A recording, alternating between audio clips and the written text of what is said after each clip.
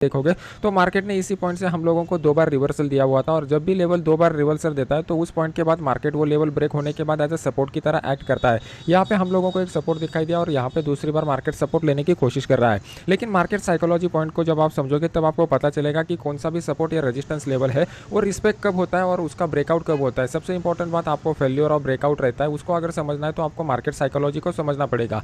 जब भी मार्केट में कोई बड़ा ब्रेकआउट होता है तो ब्रेकआउट होने के बाद मार्केट जब दोबारा उस लेवल पर आता है तो यहाँ पे जो लोग मार्केट को पकड़ नहीं पाए उनमें एक फियर ऑफ मिसिंग अपॉर्चुनिटी रहता है। ये फोमो की इमोशन की वजह से मार्केट जो है यहाँ से बाउंस बैक लेके ऊपर चला जाता है। लेकिन जब मार्केट दूसरी बार यहाँ पर आता है तो हाई प्रोबेबिलिटी रहती है कि यहाँ पर जो लोगों ने इंटर हुए हैं वो लोग यहाँ पर इंटर नहीं होते। मतलब पहला ब्रेकआउट मिलने के बाद यहाँ पर फर्स्ट टाइम जब मार्केट आ जाएगा तो वहाँ पे हाई प्रोबेबिलिटी बाउंस बैक की रहती है। दूसरी बार अगर मार्केट वहाँ पर आता है तो इसका गारंटी कम रहता है कि मार्केट यहाँ से बाउंस बैक दे सकता है। गारंटी किस बात का ज़्यादा रहता है कि मार्केट यहाँ पे कंसोलिडेट करेगा और फिर एक डाउन साइड का ब्रेकआउट दे देगा, इसका गारंटी ज़्यादा रहता है। अगर आप हिस्टोरिकल चार्ट के ऊपर ये मार्केट बिहेवियर को बैक टेस्ट करके देखोगे तो आपको समझ में ये वाला पॉइंट आ जाएगा। में एक अच्छा खासा सेलिंग हो चुका है, पिछले 3 दिनों से मार्केट ऑलमोस्ट 1500 पॉइंट से भी ज़्यादा गिर चुका है।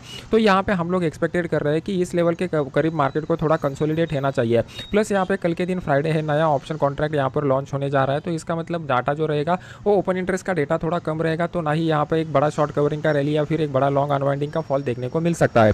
तो इसकी वजह से ऐसा लग रहा है कि कल के दिन मार्केट यहाँ पे थोड़ा रेंज बाउंड रह सकता है और एक इनसाइड कैंडल मार्केट बनाने की कोशिश करेगा अगर मार्केट फ्लैट ओपन होता है तो ये जो इनसाइड कैंडल यहाँ पर मार्केट बनाएगा तो आपको यहाँ पर बड़ा अपॉर्चुनिटी देखने को नहीं मिलेगा। तो इस केस में हम लोगों को क्या करना पड़ेगा कि मार्केट में कम क्वांटिटी के साथ कम टारगेट के साथ हम लोगों को ट्रेड करना पड़ेगा। अभी आप पिछले 2 दिनों से देख रहे हैं कि बहुत बढ़िया मोमेंटम हम लोगों को मिल रहा है। अपॉर्चुनिटी कहाँ पे मिलेगा? अभी आप देखोगे तो मार्केट कंटिन्यूसली वन साइडेड जा रहा है। कल के दिन मार्केट डायरेक्टली इस लेवल के करीब आता है और यहाँ पर कंसोलिडेट करके डाउन साइड के लेवल को ब्रेक करता है। तो उस केस में हम लोग 44,300 का जो पुट है उसको यहाँ पर बाय कर सकते हैं। इसको बाय करने के बाद हमारा स्टॉप लॉस यहाँ का स्विंग हाई जो रहेगा वो एज अ स्टॉप लॉस की तरह कंसीडर करेंगे। 770 पॉइंट का नीचे की साइड में टारगेट फिक्स नहीं है, आपको स्टॉप लॉस को ट्रेल करते हुए जाना पड़ेगा।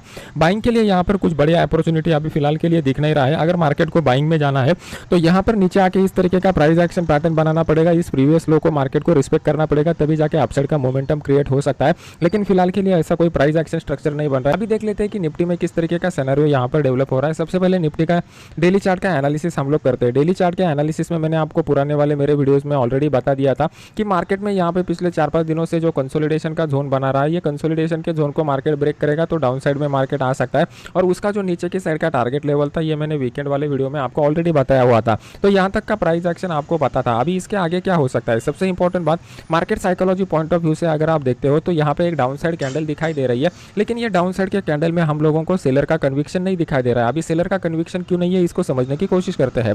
अगर आप यहाँ पर देखोगे तो नीचे की साइड का वीक, ऊपर के साइड का वीक और यहाँ पर जो रियल बॉडी बन चुका है ये सभी ऑलमोस्ट इक्वल आ रहे हैं। तो जनरली जब भी कोई कैंडल फॉर्म होता है तो वीक जो रहता है वो वीक जनरली रिटेल ट्रेडर की तरफ से बनता है, ऐसा बोला जाता है, और यहाँ पर जो बॉडी बनता है वो बड़े प्लेयर की तरफ से बन जाता है, ऐसा कहावत है। तो अभी हम लोगों के लिए इंपॉर्टेंट क्या है कि मार्केट में जब भी एक बड़ा बॉडी बनता है तो वो उस ट्रेंड को कंटिन्यू करता हुआ हम लोगों को दिखाई देता है। मतलब वीक से अगर बॉडी बड़ा रहता है तो मार्केट में ट्रेंड कंटिन्यू रहता है, और जब भी मार्केट में क्या होता है बॉडी इक्वल हो जाता है वीक के जैसा तो वहाँ पे मार्केट फ्लैट होने की हाई प्रोबेबिलिटी रहती है।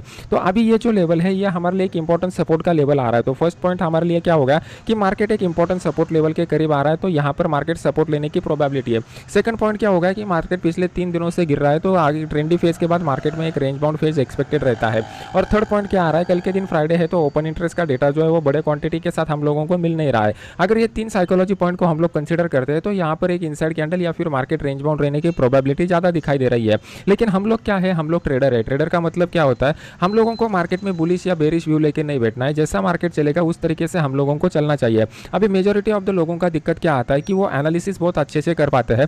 एनालिसिस करने के लिए आपको क्या करना पड़ता है, सिर्फ और सिर्फ मार्केट को समझना पड़ता है। तो मार्केट को समझ के एनालिसिस वो कर पाते हैं, लेकिन वो लोग एज एक्चुअल में ट्रेड नहीं कर पाते। ट्रेड नहीं कर पाते उसका मतलब वो एक प्रोफेशनल ट्रेडर नहीं बन पाते। अगर आपको प्रोफेशनल ट्रेडर बनना है तो सबसे पहले आपको आपके माइंड को समझना पड़ेगा। एनालिस्ट बनने के लिए आप मार्केट को समझ सकते हो, जैसा उसी तरीके से ट्रेडर बनने के लिए खुद के मन को समझना पड़ेगा। और जब तक आप आपके माइंड के ऊपर कंट्रोल नहीं कर पाते, उसको मैनेज नहीं कर पाते, तब तक आप एक प्रोफेशनल ट्रेडर नहीं बन पाते। अभी ये लेवल के करीब मार्केट अगर आके कंसोलिडेट कर रहा है, ऐसा हमारा एनालिसिस बता रहा है, तो वो टाइम तक वेट करने का आपके पास पेशेंस का स्किल डेवलप होना चाहिए। अगर ये पेशेंस का स्किल आपके पास डेवलप नहीं होता तो आप यहाँ पर वेट नहीं कर पाते और फिर आप ट्रेडिंग में प्रॉफिट नहीं कमा पाते। तो कल के दिन हम लोग थोड़ा यहाँ पर वेट एंड वॉच की मोड में रहेंगे और जब ब्रेकआउट का कंफर्मेशन मिलेगा तब हम लोग ट्रेड करने की कोशिश करेंगे।